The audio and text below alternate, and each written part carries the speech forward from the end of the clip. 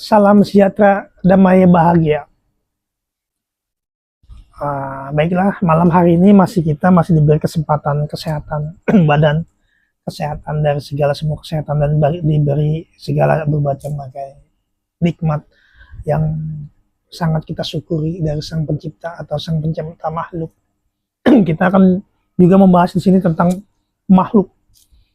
Makhluk itu mungkin dari sebagian yang mempelajari supernatural dan spiritual itu, makhluk ini sangat terkenal atau sangat populer di masanya, atau sampai sekarang juga populer di masanya, tentang asiannya, tentang ilmunya, tentang pertapaannya, tentang kujangnya, dan tentang pemomongnya, atau disebut namanya pemomong Pulau Tanah Jawa.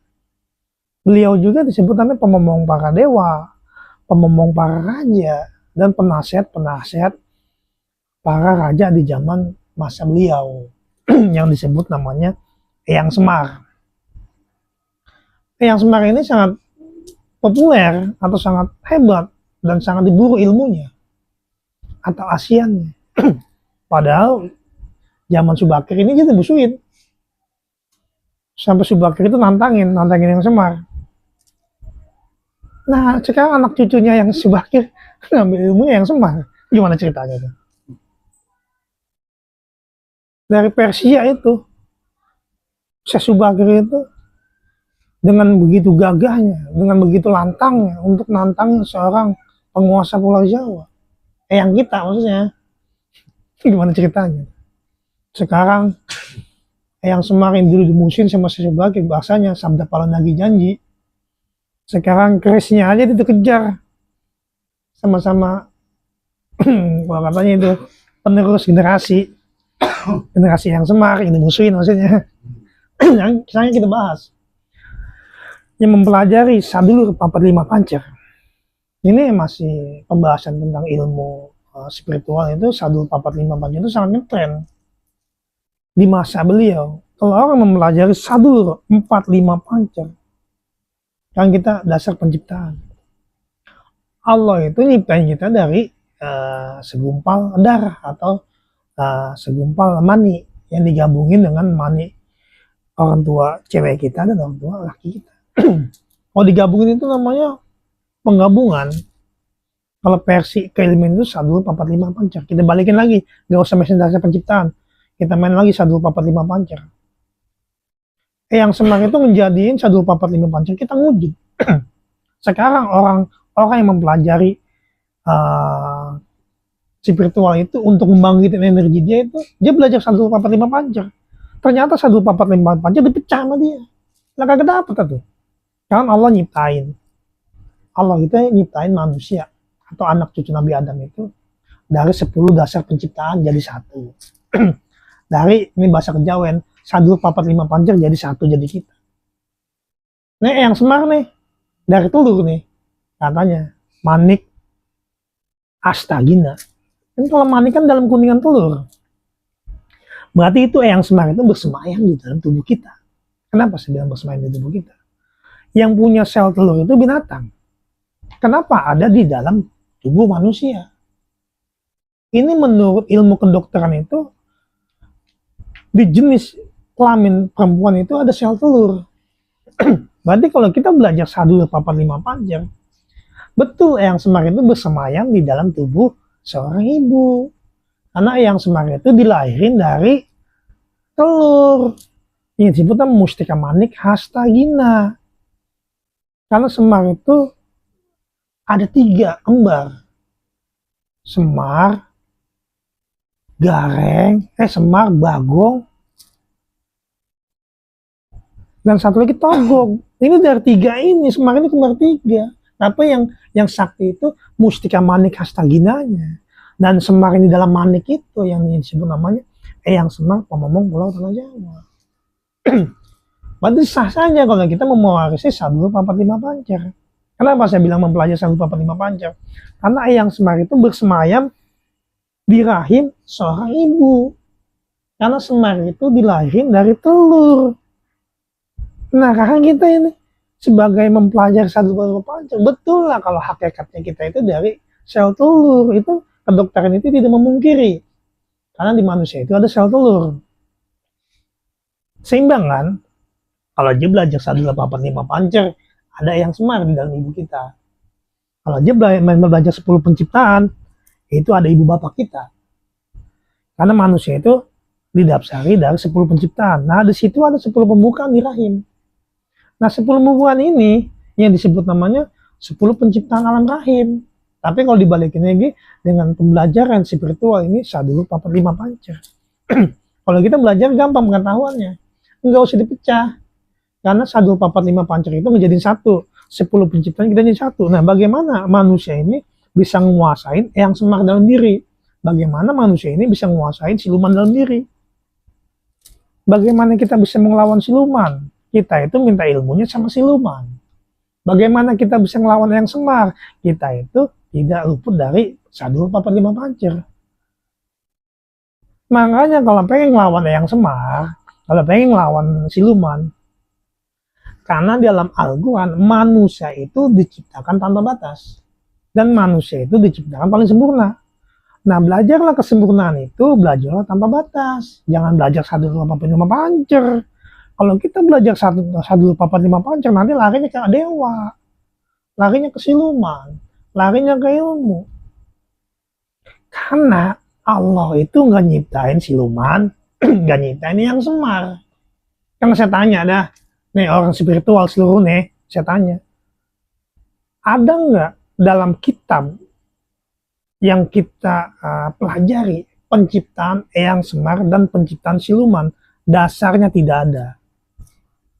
Dasarnya ya. Kenapa bisa ada? Karena kita ini hidup di fata morgana untuk menjadikan kesempurnaan manusia. Karena manusia ini komplit. Silumannya ada sifatnya. Iblisnya sifatnya ada. Setannya ada. Nafsu dasarnya. Bagaimana kita bisa ngalahin yang semar? Bagaimana kita bisa ngalahin siluman? Karena siluman itu ada di sini, di sel telur.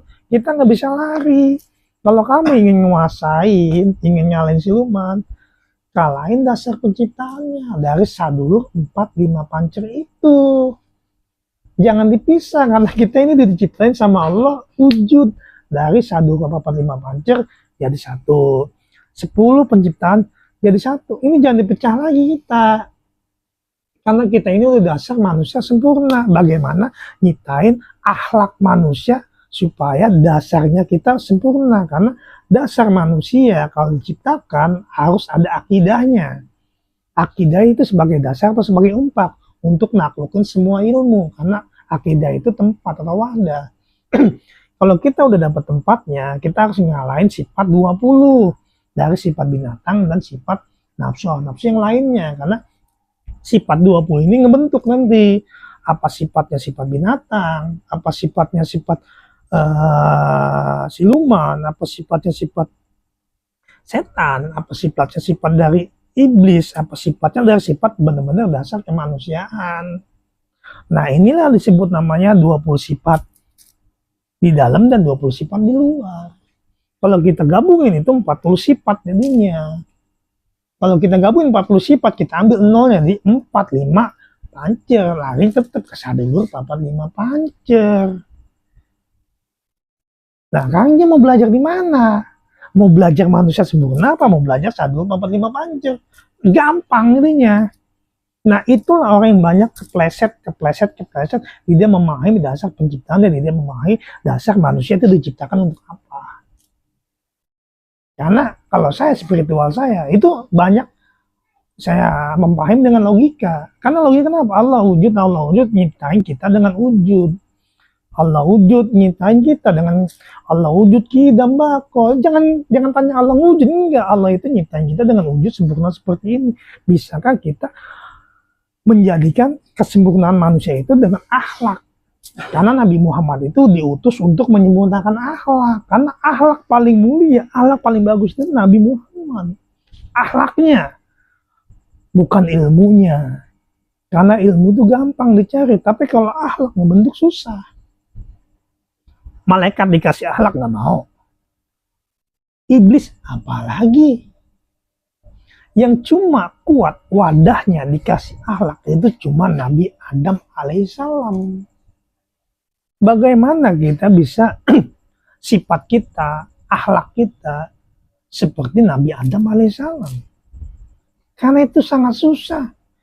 Kalau belajar 1, 2, 3, 4, 5 pancar itu gampang. Karena ada bukunya. Dan belajar ke dokter kan gampang, ada gurunya. Dan belajar matematika gampang, ada sekolahnya. Tapi kalau belajar akhlak, saya jamin itu tidak ada yang sanggup kalau sifat-sifatnya seperti binatang. Sifat-sifatnya masih dikuasai nafsu. Karena itulah dasar 1, 2, 3, 4, 5 pancar gabung. Kalau dia jadi gabung 1, 2, 3, 4, 5 pancar dan 10 penciptaan, tuh baru manusia disebut sempurna, baru jasadnya. Belum sifatnya, belum wujudnya, belum jadi sukma meraga nyawa. Karena di sini diciptakan itu semua dengan ruh, diciptakan dengan sukma, diciptakan dengan jiwa. Kalau sukma, jiwa, ruh, raga, jasad manusia gabung jadi nyawa. Itu disebut namanya bakal terbentuknya akidah dan akhlak. Baru kamu bisa mutusin karma. Baru kamu bisa mutusin perjalanan. Baru kamu bisa mutusin segala perjanjian-perjanjian goib. Karena goib, jin, suluman, malaikat, tunduknya sama manusia tauhid. Tapi siapa yang belajar manusia tauhid? Semua itu belajar ilmu. Semua itu belajar seperti pembelajaran 1, 4, 5 pancar dipecah-pecah tuh. Kita udah jadi anak manusia masih dipecah lagi. Gimana ceritanya? Nggak jadi dong anak manusianya. Jadi anak siluman, jadi anak jin. Bener. Kalau kamu ingin ketemu raja jin, baca surat jin, emang bener. Tapi nggak gitu juga tuh. Kan kita suruh belajar jadi manusia. Masa lu panggil jin? Masa lu panggil setan? Berarti lu anak setan dong. Berarti lu anak jin dong. Kan manusia diciptakan paling sempurna. Manusia diciptakan tanpa batas. Dan batasan-batasan itu kalau kamu ngerti, kalau kamu pinter, baca. Karena Allah tidak membatasi manusia yang pengetahuannya di luar kemampuan diri manusia. Karena Allah itu tidak akan merubah diri umatnya kalau bukan diri saya sendiri berubah. Dan Allah tidak akan menurun ujian di luar kemampuan diri umatnya. Tapi kalau dia punya kemampuan diri, Allah tidak akan menguji dia. Kalau salah, hukum berlaku. Itu namanya manusia yang mempunyai akal dan pikiran, bukan nafsu yang didasari dengan ilmu kekuatan kesaktian. Karena Allah itu tidak nurunin kekuatan kesaktian. Allah itu nurunin supaya umatnya pada benar. Sampai Nabi Muhammad itu diutus untuk menyempurnakan akhlak. Bukan ilmu. Untuk menyempurnakan akhlak.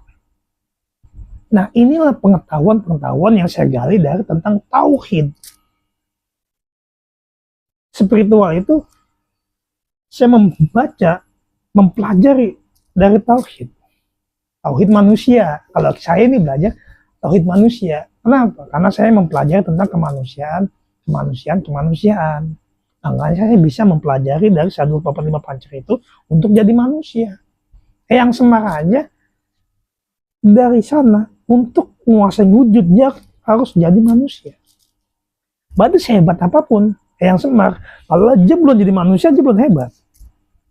Dewa sehebat apapun ilmunya, kalau belum jadi manusia belum hebat. Dan siluman sehebat apapun ilmunya, kalau belum jadi manusia belum hebat. Makanya belajarnya manusia.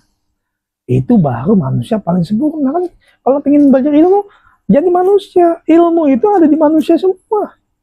Orang kesurupan harus masuk ke jasad manusia, baru bisa makan.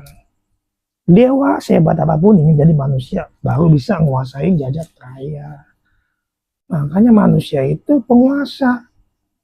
Bagi sini ya, bukan penguasa keluar. Bagi dirinya itu penguasa. Bisa mengendalikan. Bisa mengontrol. Semua sistem jaringan ini adalah sistem jaringan manusia. Makanya manusia itu pengontrol dari sebuah sistem jaringan. Makanya kalau mempelajari ilmu, jangan keluar ke diri aja. Manusia ini komplit. Ada kitab, ada darah, ada. Ada daging? Ada. Ada matahari? Ada mata. Terus ada sensor penggerak, ada hati sensor. Ada jagat raya, ini otak ada jagat raya. Mau belajar di mana? Manusia itu ada. Nah, itulah tuh pemahaman tentang sadul papat lima pancer. Karena kita itu dipancerin, jangan dipisahin. Kita dipancer dari satu, sadul papat lima pancer, kita jadi kita. Dari 10 penciptaan jadi kita. Yang Semar pengen jadi hebat, harus ada kita. Enggak hebat yang Semar. Kalau nggak ada kita itu, dia mau ilmu mau dikasih siapa? Harus saya tanya. Yang Semar setinggi apapun hebatnya, kalau nggak ada manusia itu, ilmu siapa yang mau ngambil? Karena cuma manusia yang mau ngambil ilmu yang Semar. Yang Semar kalau nggak ada kita itu nggak ada apa-apanya. Lah ilmu itu mau dikasih ke siapa? Kalau bukan ke anak manusia. Nah itulah, makanya belajar manusia, jangan selalu papat lima pancer. Nah itu pemahaman yang saya gali dari pengetahuan tauhid, akal, logika, dan mindset. Nah semoga video ini tidak ada saling pro dan kontra, karena ini edukasi pemikiran yang saya gali dari pemikiran-pemikiran dan dasar kemanusiaan.